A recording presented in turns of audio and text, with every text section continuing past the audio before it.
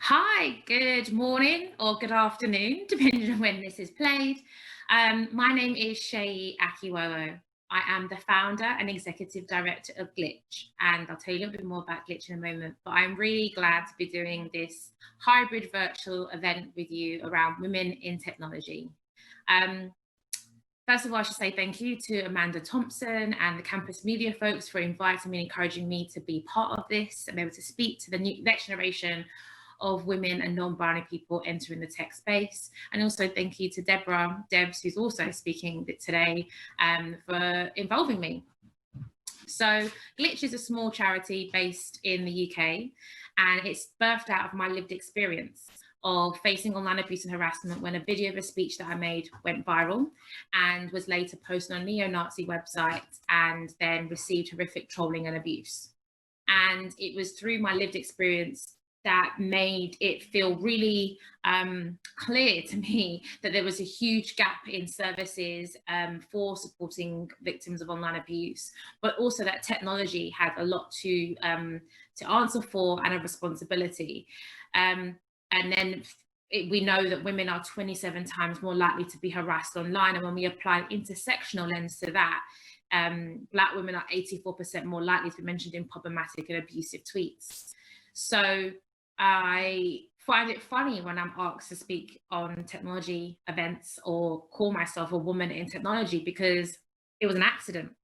I thought my career would be in politics, in policy, in facilitation.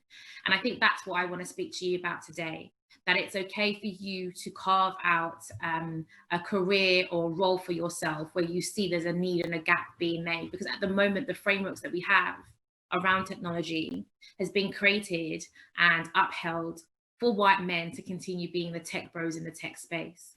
So there is going to be a more of an upward hurdle to overcome, because we're having to create and found new roles and positions and organizations. But that's what I want to speak to today. That if you have this feeling in your gut, in your conscious and intuition, we always get told there's a female intuition. I really want to encourage you to think about that and really center that as a potential opportunity for meeting a need. Because we know that technology is not diverse. We know that technology created by men also is not that diverse. So you've got a perpetuating will of lack of diversity in the workplace for tech companies and the technology in itself. And so I think there are real opportunities to have a different spin in technology around ethics, around policies and processes, around content moderation, which, in my honest and frank opinion and expertise, there's a huge backlog to address. So I think, yes, it's super important that we have women in technology who are in the rooms around engineering and innovation of the platform and product design and UX. And I think that is really important, and STEM plays a huge part of that. But I also think it's important for more women to be part of the policy teams, be part of the leadership teams, be part of the content moderating teams, because they're the ones that keep the technology and the platforms alive and applicable, and helps make sure that it's grounded in the real world. So I have some tips around that. One, think about volunteering or having a go, setting yourself an exercise of creating a new product and how you would want that to be used. So thinking about content moderation, thinking about terms of use, and then that really gets you to start thinking about the need for policies and processes that are inclusive and diverse. And I think actually it's an exercise that anybody can do. If you're more into the kind of hard tech, innovation, engineering, doing this exercise to think about how your product will be used by different community groups and what the kind of gaps in services or a duty of care is or not, is really important exercise for you when you're thinking about product design. And volunteering with an organization that is in tech space or that is in the kind of policy space is a really good way to get onto that. My second tip is to think about blogging and writing more. I think something that we lack in technology sphere is lived experience, and also women's opinions, full stop. I couldn't tell you stats around the amount of blogs or Wikipedia pages that are heavily disproportionately swayed to men writers and articles about men, but I will only have 10 minutes. But I would use that to want to encourage you to think about writing and having a blog, whether that's a Medium post or something on your own website, that allows you to start informing or cultivating and creating an opinion around technological events.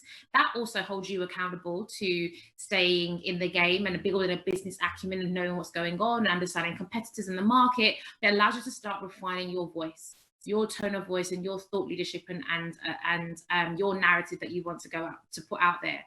So I write a lot to try and bring about more people, to mobilize them to understand tech accountability, to understand what we should be asking for from tech companies, but also asking for about ourselves as digital citizens. And as I make a commitment to write more regularly, there's opportunities to speak and to network and to meet with people, to do consulting, but it also helps me be able to ground myself in what do I think, and allowing other things, other current events to help shape what you write or what you might think about doing a podcast if writing is totally not your thing. So for example, Black Lives Matter and tech. And what does that now mean? And what lessons are there? Because I think tech sometimes has a danger of living in its own bubble. You see that with Silicon Valley. You see that with a lot of the tech companies based in an island. And so I think it's really important to make sure that we use current events to be like, okay, how does this inform technology? If we see there's a stabbing or there's a terrorist attack offline, this massively has an impact on the way tech is used, deployed, co-opted, or platforms are also weaponized. So that allows you to kind of understand and intertwine current events and your lived experience on a platform that potentially opens doors and leadership opportunities for you. And then my final tip is to be curious. I think technology that we have didn't exist 10 years ago because people were curious. And I think keeping that curious mindset in technology as a woman is also going to be really, really helpful in having diversity of thought and inclusivity.